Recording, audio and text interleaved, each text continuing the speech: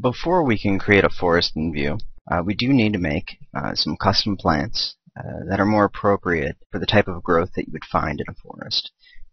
Since the light is really more concentrated up at the top, and all the plants and trees are basically fighting over that light, you do have very large difference between some of the standard Vue plants and what you would need to create a forest.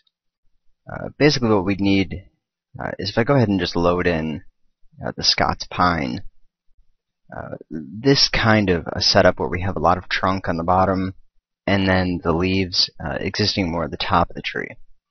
Of course, then we'll also have smaller plants to fill in some of the lower areas, and not necessarily every single tree is going to be set up like this, but we do need to have a few of them set up, because right now at the moment there's really only a couple that would be able to fill this role. So there is one change we have to do before we can modify any of the species, and that has to do with the internal unit. If you go up to File and Options, and under the Units and Coordinates tab, you want to change the internal unit. The one view unit is 0.1 meters, and apply the new settings to the current scene and click OK. Now the reason for this is because all of the plants were originally created in with a unit of 0.1, and the change over to a unit of 1 as one view unit equaling 1 meter is a recent change. So in order to stay consistent with all of our scales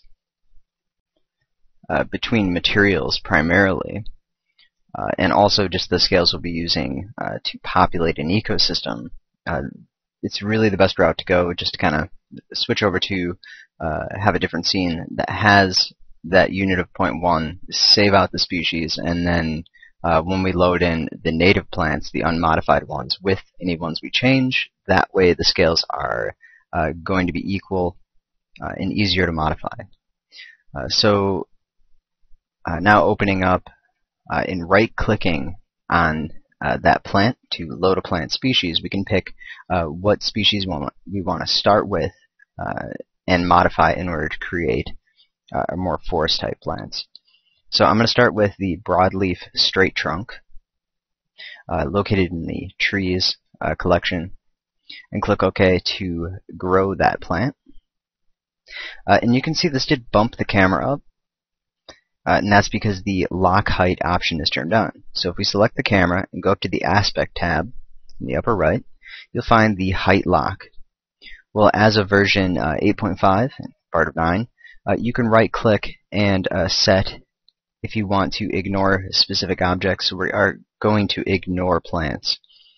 In that way, we don't have plants interfering with the camera's height. So if we take a look at this tree, and we want to edit this with the plant editor. So there's two different ways, or well, actually more than two different ways we can open up the plant editor. We can either double click on the tree to open the plant editor. We can go up to Object and Edit Object.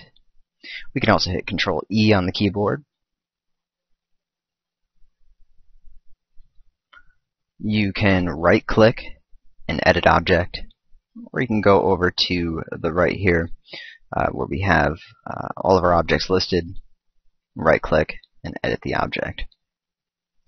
So if you're using the host app or integrated version with the host application, the command you want to use is edit plant or edit object.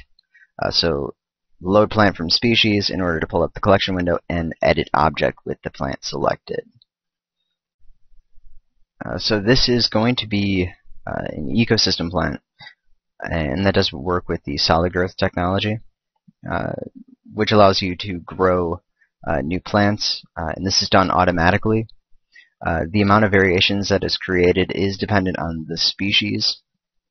More complex species will create less variations. It ranges from some plants being about 16 variations per ecosystem, and that's just for the initial shape. That does not include scaling and orientation changes. different stretching methods, and then some of the more complex species. I think this one is around 8 variations it's created. So 8 different plants scattered in the ecosystem when this species is in there by itself, unless you create a modified version and load that in as well. So we're going to make a couple of changes. One thing I'm going to do is reduce the leaves. Go ahead and you can zoom in. We can see there's a lot of leaves, really dense. I'm going to thin those out by changing the length and the width of the leaves/petal subsets, and there's 2 subsets. Changing those down to 0. This is the overall subset modifier.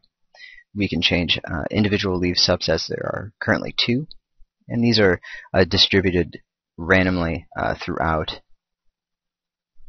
So if we go to leaf subset 1 and we increase the length, we'll be able to see around the plant those different leaves or sets of polygons the leaves are mapped to stretching out. So it is not a top or bottom, it is randomly distributed somewhat equally for leaves subset 1 and 2. Over on the left we have the trunk and branches subsets.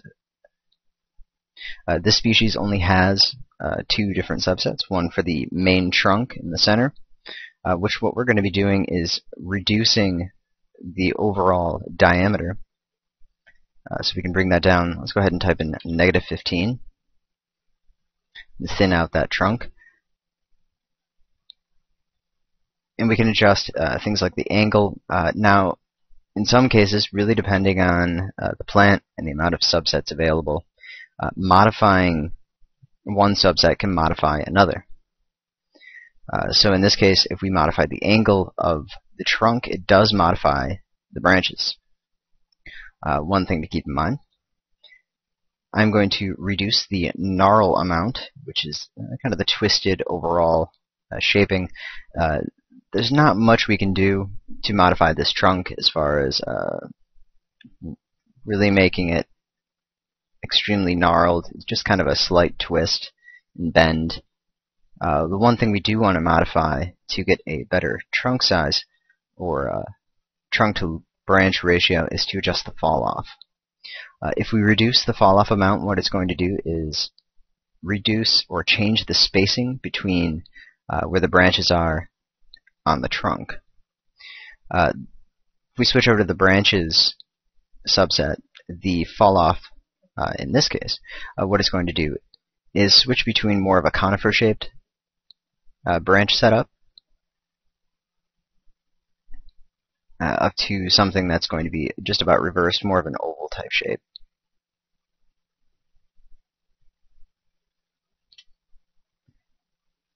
So we can also adjust the gnarl amount. One thing you want to keep in mind is if you reduce the gnarl to -100, it does create very straight branches.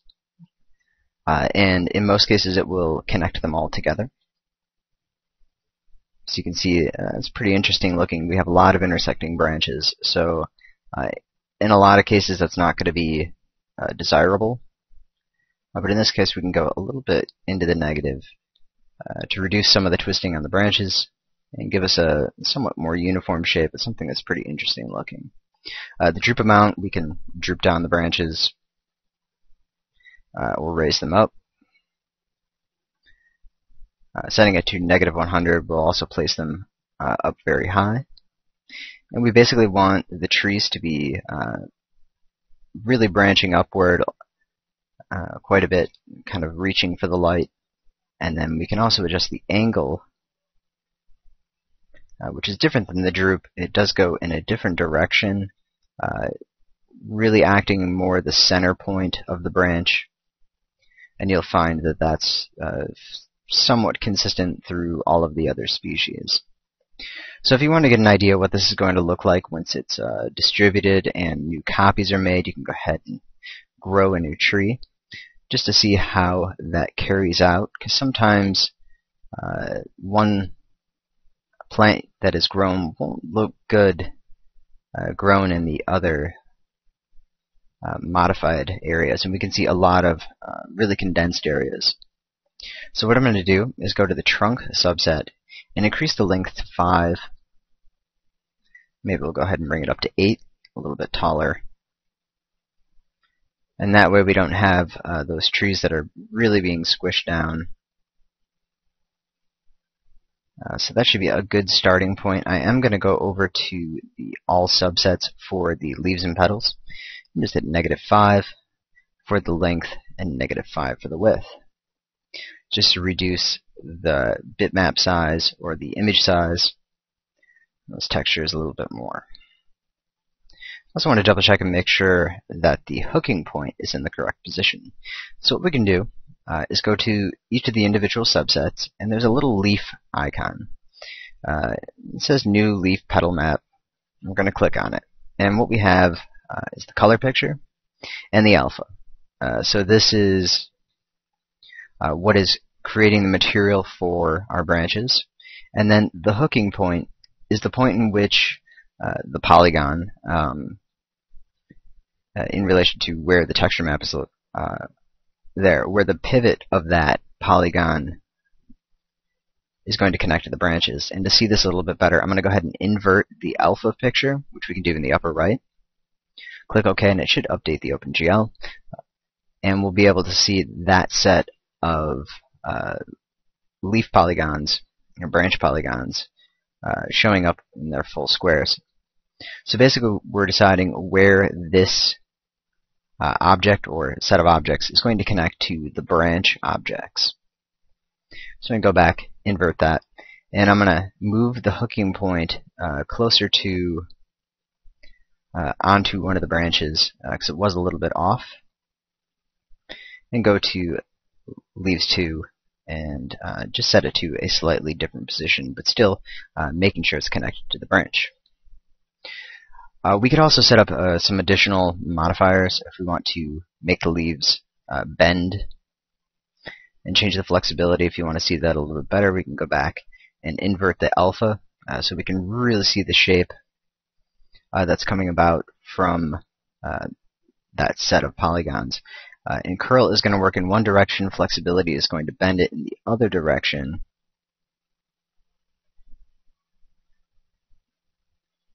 Curl will modify the width, really depending on where the hooking point is. The hooking point will also determine how the length and the width and flexibility and curl work. And then the randomness option is an overall scaling modifier, which sometimes can create some very erratic values. With the flexibility of -100 on this species, all of those subsets are gone, all of those leaves are gone. So we don't want to go too far with it, but what it's going to do is create an overall scaling change. I'm going to set it to -1, just for maybe bring it down to -3. I don't want to go too much with this because it is removing them. So we're going to go back, clicking on that leaf, invert from the upper right the alpha picture, just to get this back to normal. And click OK. And now we can take a look at our new tree.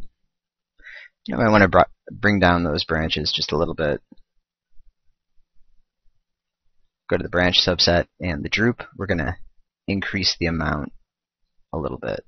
And take the length of the branches and change that from -17 to -10. And that way we can make it span out a little bit further. And now we have a new plant species that we can use in an ecosystem. Or just load in and create random variations if you want to have individual objects. So in order to save this species, we will need to go back into the plant editor. I'm going to edit the object. I am going to make one more slight change to the diameter of the branch subset, setting that from -5 to -8. It's just a slight change to make them a little bit thinner. And up at the top, we have an icon, a little disk next to it, in order to save a plant species. We can also save the plant itself, which would save it as a VOB file or a Vue object file. And then there's also that new plant, which grows a new one. But what we want to do is save plant species. We could also replace this with another plant species if we wanted to load another object. So let's save the plant species. And I've set up a folder within the content directory because I'm just modifying the native species. I'm not really designing anything entirely custom with custom maps just because I want to create something fairly quickly here and just have some nice variations. So I just have a forest trees folder set up, and I'm going to just overwrite my current broadleaf straight trunk. I'm just keeping all the current settings, and then I'm just going to add an _f to the name. And that way it'll separate it, just in case we end up loading the broadleaf into another scene. We don't really want to have them having identical names because that may not let us load it in. So what we also want to do is incorporate the texture maps into the species. These are pretty lightweight texture maps, so saving the textures within the file and embedding them can be done by incorporating the maps. And the preview option, just use current preview. It's just going to take an OpenGL screenshot of the plant editor. So we'll save it. I'm just going to overwrite my file, making sure that you don't overwrite the original broadleaf, because then you'll have to reinstall the program, the content.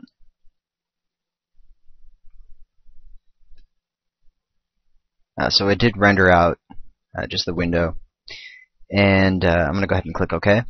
So now when I go to load a plant species, because I saved this folder in the main plant folder, and the vegetation folder, it did automatically add that folder. Otherwise, if you need to load in a folder saved somewhere else, and typically I like to house my personal content and any of my own custom stuff in a different folder than the main installation folder, just in case I need to reinstall, and to avoid any overwritten files. It's really more of just a precaution. But if you do need to add a new collection, you can do it on the lower left, select new collection, and then browse for the folder on your computer and give it a name, and then it'll show up in the list. So we can now load this plant species into an ecosystem, into the painter at any time. I also want to create another variation of this because, as I was saying before, you only get so many solid growth plant species variations created. In this case, like I was saying, this tree I believe is probably going to be about 8 copies. So there's going to be 8 different variations, and that's it. Because we can't load the same species in more than once into an ecosystem population, we do need to create another variation in order to get new styles and new different types of plants. So I'm just going to go back, open that up, and we can adjust some of these settings, changing the fall off, the overall fall off a little bit, adjusting the gnarl amount, increasing it. So fall off at -44, adjusting the gnarl to 40, taking the droop amount and hitting that up to 7, taking the angle -5, and then I'm going to take the length -3. And once again, this is for the overall subset. Go to the branches and adjust the fall off. Increase it to 100. You can also go over the slider values in some cases. It looks like this tree, it's not really going to make any change. Certain settings you can go over. It really depends on the species. This species is not going to work, although the gnarl setting should be able to go over. Same thing with the droop and the angle, or at least the droop. And leaves and petal subsets can pretty much always be maxed out well beyond the slider value. So we got a little bit of a change there. I'm going to take the length, the branches, the leaf subset, -10, -10, and then go back into the individual leaves and change the hooking points to different locations. And that way, we won't have an identical look to the tree.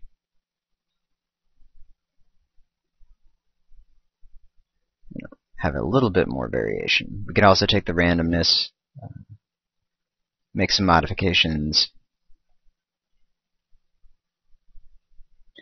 adjust flexibility, just to pick up highlights a little bit differently. And then going back to the trunk subset, I'm going to take the length and set it to 3, gnarl set to 90. And then we could add a little bit of droop.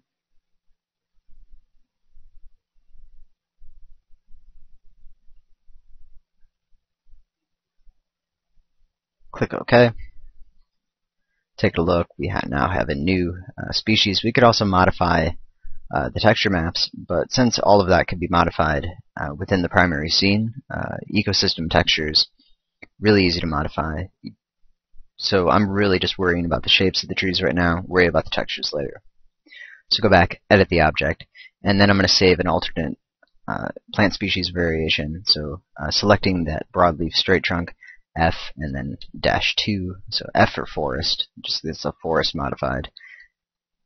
You could also set up a description if you wanted to. I like to leave, at least within the description, the name of the original species, just in case something happens with the plant where you need to redesign it or modify it, or extract texture maps, something like that.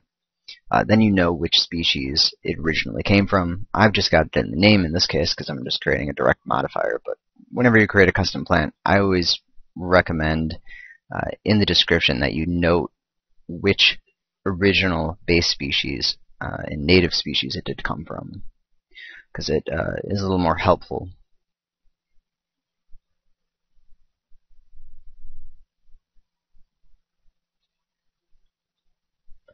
Okay, so now what we can do is create a variation that is going to be for some lower vegetation. So we're going to right click on that tree icon to load plant species, and we could either modify some of the plants, but I do think I want to go back to the trees and select the green alder, or the alder late spring. Click OK. And we're going to modify this to fill it in a little bit more. It's a little bit bushier, not so much bark or branches going on. So we can right click, edit the object. And in this case we have 4 different subsets. We have the roots that we can modify, the trunk, the branches, and then the stems, which are connected to the leaves/petal subsets. So the leaf subsets 1 and 2, same amount. We can go through, modify a hooking point if needed, just to give us a little more variation in case we do decide to also use the original native plant. That way we do have a little bit of a difference. So what I want to do is go over to the trunk, and we're going to modify the fall off. And it does look like maybe the branches would probably be a little bit better to modify. So let's go to the branch subset, take a look at the fall off, and see which way we need to go in order to spread that out. One thing you may notice is that you can often get branches that are really, really long, and they thin out too much, a little too gnarled. So we reduce the gnarl value, and if needed, reduce the length. Go back to the trunk subset, and we can just reduce the length of the overall trunk. So these are going to be more of a ground type trees and plants. I am going to go to the all subsets for the leaves and also reduce the length and width on these to -10. And maybe -5, because that might have been too much. The roots I'm pretty much going to leave the same. The stems, we'll go ahead and take a look at the length. These are going to be connected to the branches, or to the leaves. These are very thin polygons, just very thin stems.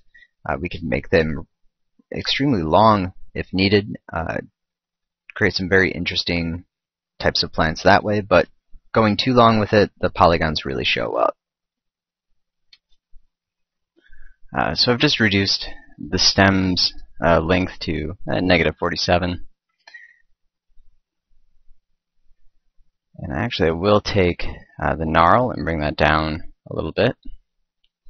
And you can see this is another one of those species where modifying the gnarl value of one subset will modify some of the other ones, normally to keep consistency so that we don't really have any broken branches or anything. So once I went below 0, it did modify the branch subset, not just the stem subset. So we can make additional modifications if needed, bring down the length of the trunk a little bit more. And I think I do want this to grow upwards a little bit, because it does look like it's drooping a little bit too much. So go back to the branches. We can adjust the angle and see which direction that goes. Sometimes the angle isn't always consistent between species, so you might just have to try it and see how well it works. So taking the droop of the branches and bringing that down to -56. I'm also going to take the fall off and bring it to 78, just to make sure we can get rid of some of those top sections that are looking a little weird. So sometimes you just got to kind of play around with it. I'm also going to go ahead and grow a new plant just to take a look and see how it's going to work with the solid growth. And I'm going to go back to the branches, change the diameter a little bit, reduce it down to -27.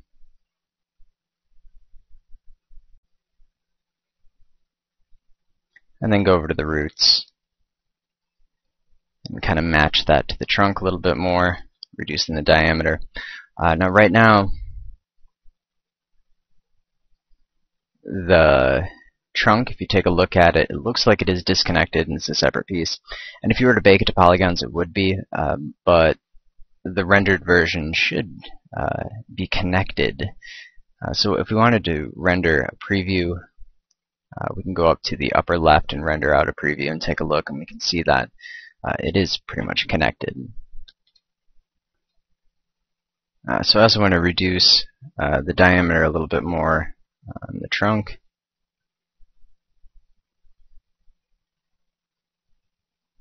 And the branches.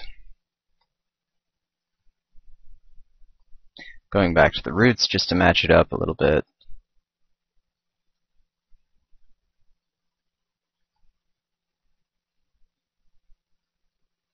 So now I think this is going to be probably too many leaves. So we have two options. One is to replace the material with a material with less leaves, or to take one of the subsets and essentially just remove the material entirely. Now it does look like, because of the way the diameter is set up on the branches, that they are thinning out a little bit too much. So we can go back to the stems, reduce the length of the stems down to a -100. Branches, lower those as well. -17, a little more uniform, maybe a little bit more. So it's definitely very bushy. And we might just save this out as is, just to have a variation like this, because there aren't really any setups that do look like this. So just to have another type of tree available, but I do think this is filled in way too much for a lower level tree, unless it was in a clearing. So I am going to save out this species, and then we're going to further do some further modifications to the leaves. So you can see very dense, and reducing the scale of just the leaves itself isn't going to work very well, because the amount of leaves that do show up on the texture map. So we need to have either a removal, and I'll just show you really quick how you can remove the branches. So I'm going to go into material number 5, and there's these little arrows here so you can switch between the different materials. If you're using the integrated version, Xstream, this is in the Object Properties panel. And having the material editor open at the same time as the property panel may not work. So your best bet would be to show the material summary and then choose from the material that way. It does make it a little bit easier. So if we want to set the transparency to basically not exist, we can turn off the variable transparency. And that's really all we need to do. So in the Advanced Material Editor, under the Transparency tab, just turn off variable transparency. Click OK, and that's going to thin out the plant. So now we have half as many leaves as we had before.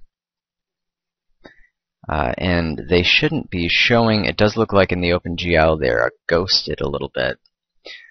So I'm just going to take a look at a quick render, right-clicking on the top up here, the render options. Just select Final, Render to Screen. And just after rendering it, it does look like that those leaves are not showing. If you want to get rid of them completely, just to be sure, you can go over to that subset and take the length and the width and change those down to -100 for both of them, and that will guarantee that they are gone from both the OpenGL preview and from the render. So that's an easy way to thin out the tree, but what I want to do instead is find a texture map from a different species or different plant that has less leaves.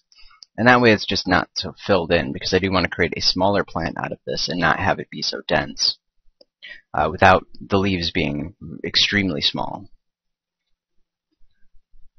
So we're going to load in the species containing the leaves that I want to put on here. So what we're going to do is right-click to load a plant species, and under Grasses and Plants. And the wild plant is a good species. It has some good texture maps. However, the installation I currently have, and I want to note that I am using the pre-release version, so this could potentially, or hopefully, be changed by the time the final release is out. But just this plant has a couple of texture map problems. One is that the hooking points are in the wrong position, and I've already gone ahead and updated that and saved out my species, but there is one other issue, and that is the wrong kind of texture map is being used. So what we're going to do is go to the different materials, and there it's called weed leaves. So we can just right-click to pull up this menu, edit the first weed leaf one. Now, I've got my material options to overwrite all of the material previews. You go to File and Options, and under the General Preferences there is a material options, and what you can do is set how the object should be displayed. I have mine set to terrain and override saved options, so it's not going to show up correctly. If you do want to modify it, once you modify it, it will update and stay that way. So we can click on the options. It's just above the magnifying glass for opening the zoom of the material, which is a larger material preview that you can set up. But what we're going to do is go to the preview options and select the 2D plane. Now, in any of these productions, color and alpha, or going to the transparency production, we can go to that color and alpha, right-click, and edit the function. You can also control-click in most windows to open that up. And it looks like this one is appearing correctly. We're going to go through, and the second one is mapped to an animation map. So the scale is incorrect. So even if it wasn't animated, the scale would be incorrect because animation maps are half of the size of a regular texture. So that's why it doesn't line up with the UV or with the transparency. And if you go to the upper right of the function editor, you can open the function output observer to give you a material render, and we can see that that does not line up. So we do need to switch this animation map over to a projected texture map. And because the image is embedded, we can't just reload that in. We will have to take it from one of the other materials. So what we can do is go back, or actually look and see if we can find another map. Looks like maybe number 5 is identical to that second weed leaf.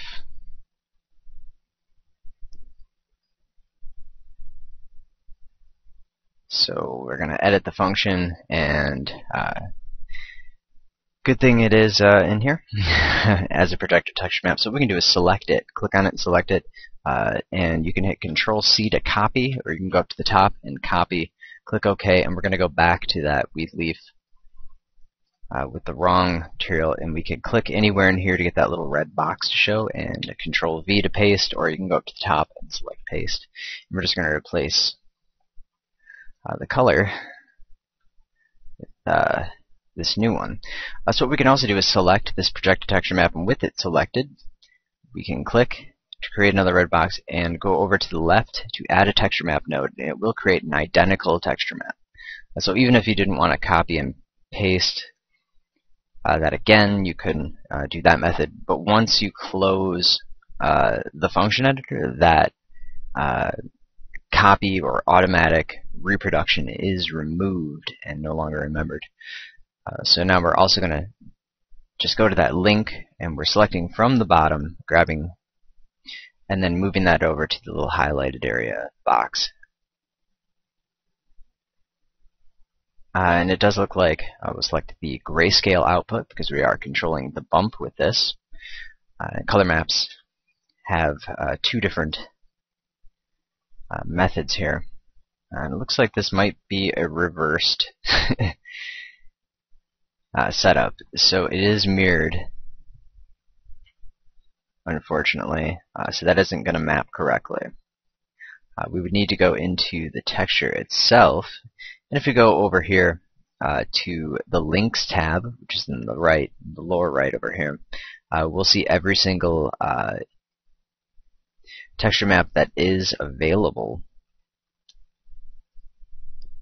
The only problem is we really can't easily just bring that into the function. Now we could export the link, save out the image, reload it in the image, because these are embedded. You will not be able to access them directly. They're built in. You can even see the original folder that it was created in when you highlight over. So we're just going to skip this one just to make it correct in case we want to use this material or this leaf. I'm going to copy the material from that last one that was correct and go back and highlight over that second one in the list and paste the material to override it, and that way we don't have that one with the animation map. Even though it is mirrored, it'll be fine. So we also want to go through and make sure that the hooking points are set up correctly on this, because I am just going to overwrite and resave this so that I can actually use this plant. And it looks like all the hooking points are correct. So now I'm going to go ahead and save this plant species, and I am going to overwrite my grasses and plants. And the files that you're going to see are from the cornucopia store. Now I have my settings to just hide all cornucopia items, so I know what it is that I have. Unfortunately, this does make it a little difficult to find which species are the actual plants. You will notice the ampersand at the end, and those will indicate that it is not an actual species that you have. It's just a preview that was generated from the cornucopia store. So we're going to go to the wild plant _3, save it, overwrite it, And that way this will be correct if I decide to use this plant, because it is a nice little plant. Okay, so now we're going to go ahead and copy these texture maps, starting with the weed leaf. And it does look like I might have lost my bark material when I did that. So hopefully that didn't mess up the species. Either way, we'll just go to these weed leaves, copy the material, go over to the alder, and where we have the material for the leaves, which are called leaf tree natural, we're going to paste that material. I'm going to edit it, _A for the name, so there's no confusion. It does have a different name, otherwise it could condense them, because these are named identically. And then we're going to grab one of the other materials,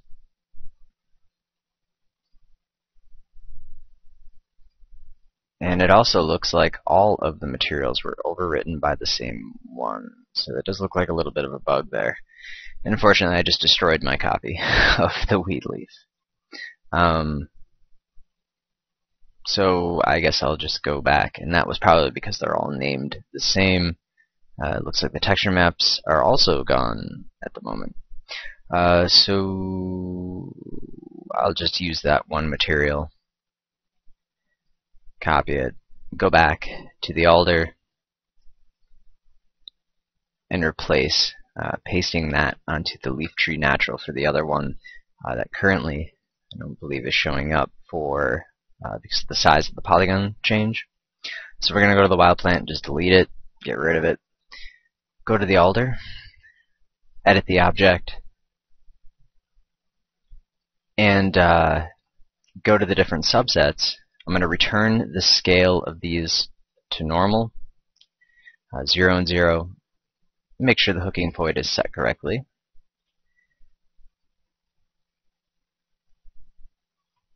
And grow a new plant.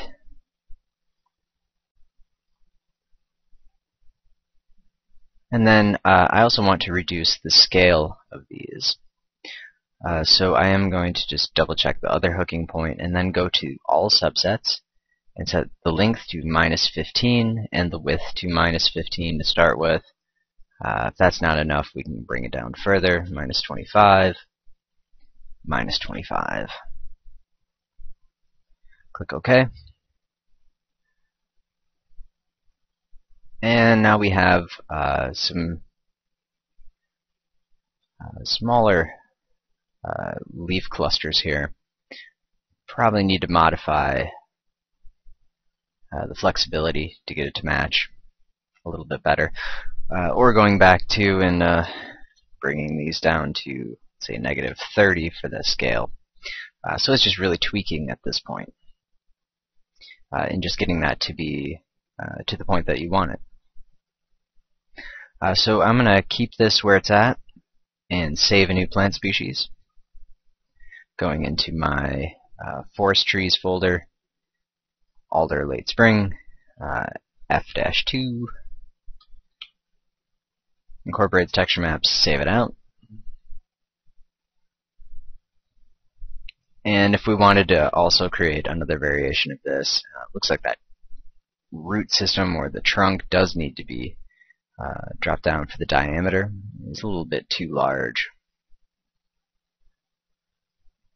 Going to the roots, adjust the diameter. And then we can also make some additional modifications to have another species.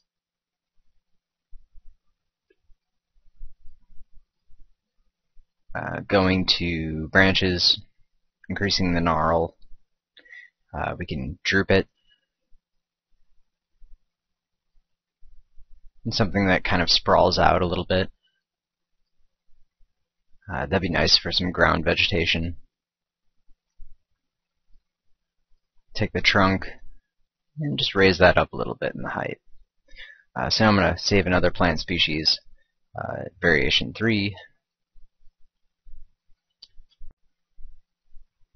And that should be good. We're going to start with those to start creating the forest. And these will be some nice modifiers. And if also, I might go back and create some more trees that are going to have that longer or taller trunk on the bottom. Maybe thin them out. And just using the same techniques that I just showed you, you could do that for yourself. Create new variations and lots of different types of trees for the forest.